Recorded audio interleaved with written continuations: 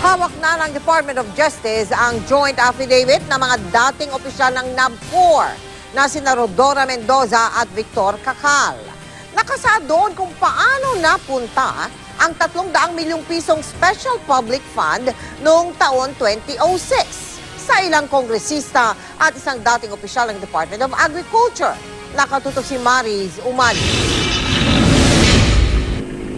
Tulad ng pork barrel, pinagpasasaan din daw ng ilang opisyal ng gobyerno, kongresista at mga questionabling foundation ng pondo para sa ginintuang masaganang ani ng Arroyo Administration.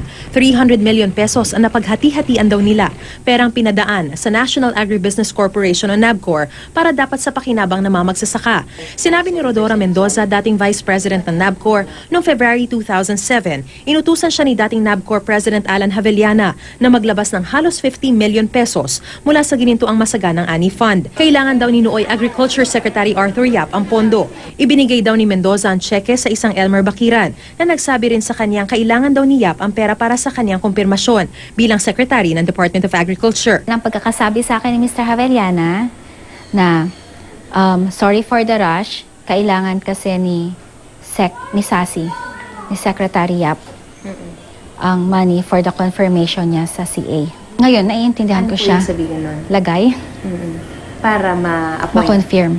Sinisikap ng GMA News na makuna ng pahayag si Yap. Bukod daw kay Yap, personal na iniabot din daw ni Mendoza ang pera sa kinatawan ng 7 kongresista sa opisina mismo ng NABCOR. Tig-1 hanggang 2 milyong piso daw ang iniabot niya sa mga ito. Tatawagan ko si Mr. Javellana to get confirmation na kung yun ba yung tao na pinadala ni legislator. And then, pag nag-okay na siya, tatawagan ko rin yung legislator kung i-release ko na or ibibigay ko na and i-confirm na yun nga yung taong pinadala niya. Nabanggit niya sa akin na election money yun. Election money meaning?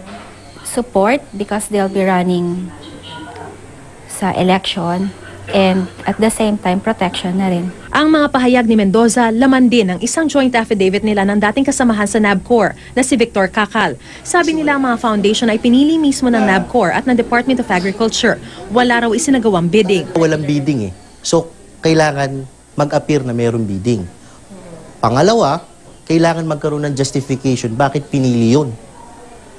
So, dahil ang pera ay nalagak sa NABCOR, so naging responsibilidad ng NABCOR yun kahit na ang pumili ng NGO. Kumbaga, kailangan namin suportahan yung pagpili ng DA. Nang aming suriin, nadiskubre naming 2 sa foundation na nakinabang dito ay konektado sa isang Godofredo Roque.